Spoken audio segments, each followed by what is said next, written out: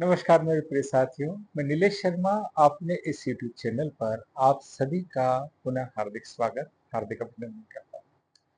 मेरे प्रिय साथियों, जैसा कि मैंने आपसे वादा किया था, प्रति शुक्रवार अपने काम से रिलेटेड एक नई स्टोरी के साथ मैं आपके सामने प्रस्तुत होऊंगा। पिछली बार कुछ इंट्यूशन को लेकर मैंने आपके साथ कुछ बातें साझा करी थी। ऐसे आज मैं आपसे ये साझा करना चाहता हूँ कि सादगी, सहजता बड़ी है या वास्तु बड़ा है या ज्योतिष बड़ा है। विषय थोड़ा रोचक है, गंभीर है, लेकिन ये किस्सा आप पूरे अंत तक वीडियो तक बने रहें और इसको सुने। आपको बड़ा आनंद आएगा और आपको अच्छा भी लगेगा और आपको एक व्यू क्लियर होगा कि हमें क्या करना चाहिए और क्या नहीं करना चाहिए। तो प्रिय साथियों, बात कुछ ऐसी है। मेरे एक मित्र के अभिन्न मित्र हैं। उनका नाम आप मनोहर ले सकते हैं कि उनका नाम एक मनोहर है। वो बहुत अच्छे व्यक्ति हैं, बहुत सरल व्यक्ति हैं, बहुत मिलनसार व्यक्ति हैं। उन्होंने एक फार्म हाउस खरीदा। अपनी गाढ़ी कमाई को सोचा कि इसका उपयोग करूं और अपने बुढ़ापे की बुजुर्गावस्था की जिंदगी में सुकून से गुजारूं। इसके लिए उन्होंने एक फार्म हाउस खरीदा। फार्म हाउस अच्छा, हरियाली भरा हुआ था। मेन रोड से लगा हुआ फार्म हाउस था। एक अच्छा सा उसके किनारे कुआं था जिसमें एक आम का पेड़ मौजूद है। आम भी पुराने जमाने का केसर आम।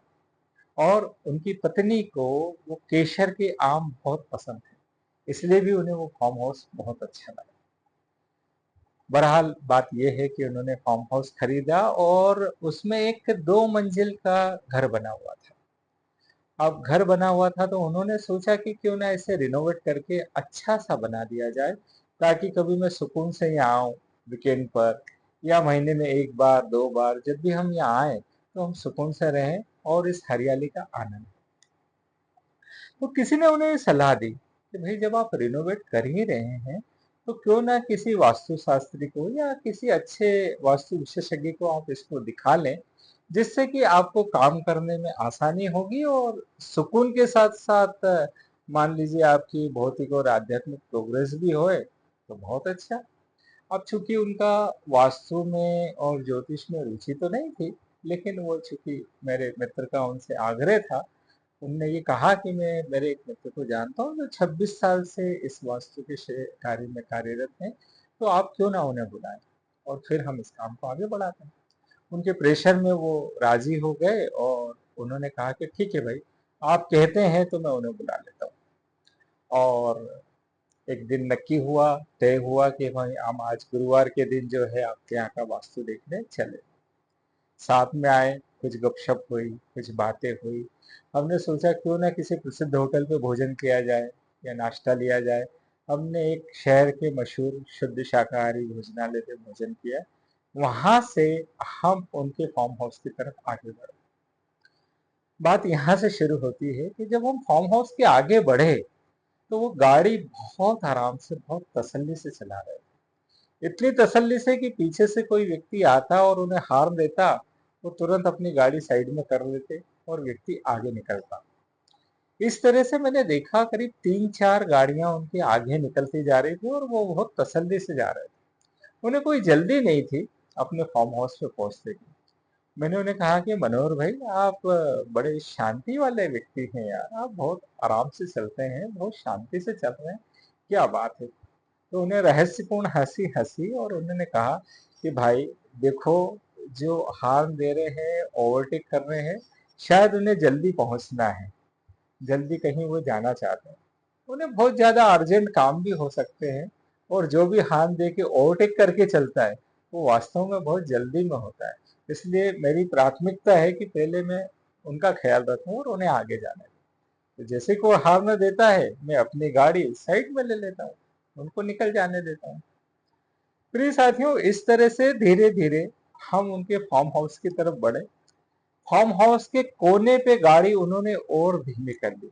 अब आप सोच सकते हैं कि धीमी गाड़ी को उन्होंने मोड़ पे और धीमी करी, लेकिन उनकी सहजता, उनकी सादगी के कायल में उस वक्त हो गया कि जब गाड़ी उन्होंने मोड़ पे धीमी करी और थोड़े से ही गाड़ी आगे बढ़ी कि करीब 8 या 10 साल का बच्चा दौड़ते हुए आया। और चूंकि गाड़ी धीमी थी तो तुरंत उन्होंने गाड़ी संभाल ली और बच्चा दौड़ के साइड से निकल गया। उस धीमी गाड़ी को उन्होंने थोड़ा सा और धीमे किया। मैंने कहा भाई साहब पैदल ही चल लें, इतना धीमे आपने गाड़ी चलाई है तो उन्होंने कहा भैया आप धैर्य रखिए, ये बच्चा अगर दौड़ के गया है 8 9 10 साल का, तो जिस तेजी से ये बच्चा दौड़ के आया है डेफिनेटली इसके पीछे और भी बच्चे होंगे। तो यह बच्चा कुछ शरारत आपस में कर रहे होंगे, खेल रहे होंगे। वास्तव में उनका कहना हुआ कि मैं अवाक रह गया। मेरा 26 साल का अनुभव उनकी उस बातों पे जो है प्रश्न चिन्ह लगा देता है, या मेरे अंदर से ऐसे सवाल आते हैं कि वास्तव में बच्चों का जो ढेर पीछे आया, 10 12 बच्चों का, और वो भी सादगी से उनके पीछे निकल गया। उनके कमाल है भाई साहब, आपका अनुभव और आपका ज्ञान में आपका कायल हो गया। थोड़ा सा हम आगे चले, मनोहर भाई के फार्म हाउस का द्वार आ गया। द्वार पे जैसे ही हमारी गाड़ी पहुंची, हल्का सा गाड़ी उन्होंने, जो धीमी गाड़ी थी उसको मोड़ने के लिए, जो पार्किंग के लिए और धीमा करते हैं उतना गाड़ी को धीमा किया। तो उनकी निगाह एकदम से पड़ी, तेजी से पेड़ों की झुरमुटों में से करीब 10 15 पक्षी एकदम से उड़कर गए। लगभग उन्होंने गाड़ी धीमी क्या करना है, पार्क करने के हिसाब से गाड़ी हल्की सी ब्रेक लगा के वहां पर रोक दी। क्योंकि भाई साहब क्या हम मंजिल पर पहुंच गए, क्योंकि मुझे अभी आगे तक थोड़ा सा पगडंडी नजर आ रही है। उन्होंने कहा भाई साहब हम पहुंच गए हैं, पर मैं चाहता हूं आप यहाँ से थोड़ा थोड़ा सा, हम करीब 100 गज हमें चलना होगा, आप मेरे साथ पैदल चलिए। मैंने कहा ठीक है भाई साहब हम पैदल चलते हैं, पर आपने गाड़ी इतनी दूर क्यों रोक दी? मेरे मन में सहसा एक जिज्ञासा और ये आपने उत्पन्न कर दी।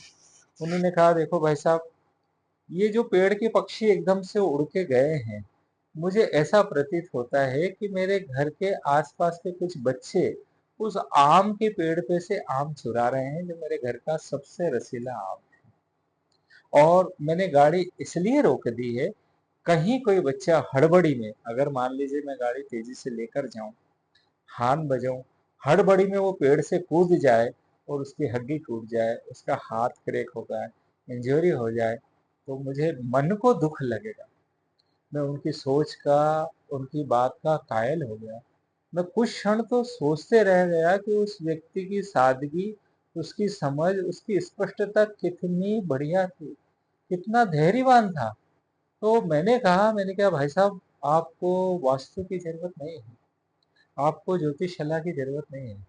मैं आपका कायल हूँ, आपकी सादगी का, आपके स्नेह का, आपके काम करने के तरीके का। क्योंकि कोई भी काम आप करते हैं और आप काम करने के पहले दूसरे को तवज्जो देते हैं, और इसमें आश्चर्य मेरा वहां खत्म हो गया, आश्चर्य की वहां कोई सीमा नहीं रही। जब मैं उनके साथ पहुंचा तो वास्तव में एक छोटा बच्चा नीचे उतर के अपने दोनों हाथ आम से भर के आ रहा था। उन्होंने उसे मुस्कुराते हुए देखा, क्यों बेटा आम ले जा रहे हो? और वो बच्चा मुस्कुराते से आम दबा के, जैसे अंकल मुझसे आम छीन ला ले, वो भाग गया। मैंने कहा धन्य है भाई, आपकी बातों ने, आपके चीजों ने मुझे मग्न कर दिया। वास्तव में आपको ज्योतिष की कोई जरूरत नहीं। तो मेरे प्रिय साथियों, मेरे प्रिय दोस्तों, मैं आपको ये बताना चाहूंगा, यहाँ पर सादगी भारी, यहाँ पे स्नेहशीलता भारी होती है। यहाँ पे इतनी सज्जनता के साथ कोई निर्णय लेना, दूसरों की भलमनसाहत को देखते हुए, दूसरों की बातों को अपने हृदय में जगह देते हुए काम करना।